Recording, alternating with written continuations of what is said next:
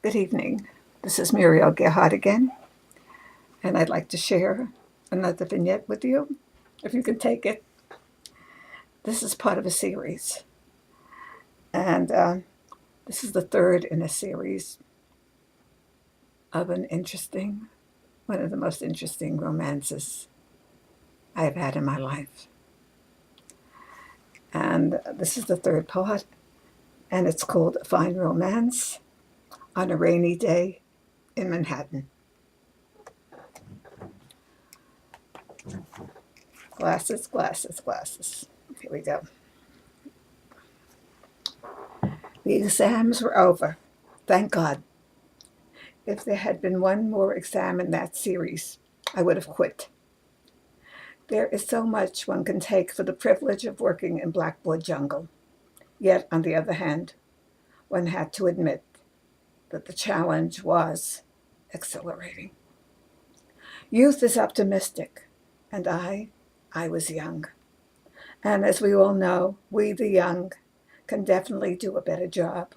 We can fix the ills of society, so we think. We can make the crucial and critical differences.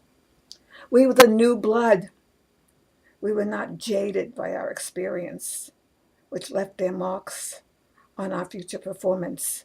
Wow, the things we really talked ourselves into believing.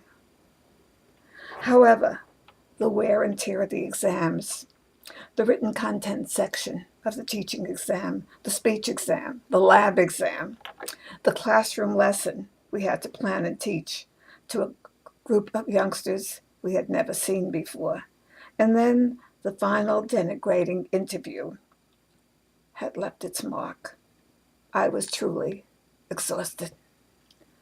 But I reframed the term exhausted to the word tired, as if it really helped me feel any better. All of this would have been enough stress for a normal individual under normal conditions in this dysfunctional world. However, I had a few other stressors I didn't want to acknowledge. If I did not acknowledge them, then according to Muriel's law, they didn't really exist. And furthermore, if they didn't really exist, they would have no impact on me. In my later years, I discovered that this was called denial. I also learned that denial had a very bad habit of rearing its ugly head and taking its toll on one's life. In other words, denial served only as a temporary delusion. In still other words, denial did not work. One could not deny for long. It always caught up with you. Returning to my stressors, my mother was sick. No denial. I had to face it. She was very sick. I stood there, helpless and hopeless, as a very beautiful woman, who was often mistaken for my older sister, was being transformed into a thin, emaciated, ghost-like figure. She was disappearing before my eyes, but I was blind. She had a rheumatic heart condition and had been placed on a salt-free diet. I was surprised to learn that practically everything we eat contains salt, and what a difference salt makes. Let me give you a guarantee.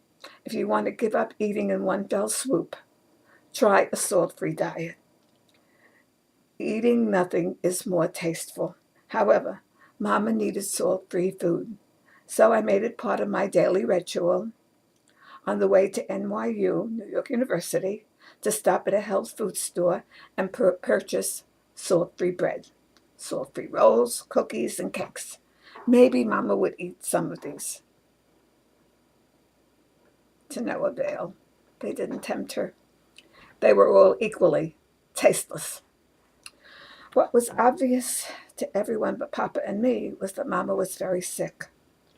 You would have thought that this would have registered on what I jokingly refer to as my brain, but it just seemed to meld in and get lost with all the other concerns, such as passing the damn exams, getting the science teaching license, completing a master's program in science education, and preparing for a summer wedding. And now I was faced with a minor incident, Or should I view it as a major dilemma? I did not know if I was in love with two men. I tried picturing myself singing a fine romance with two men.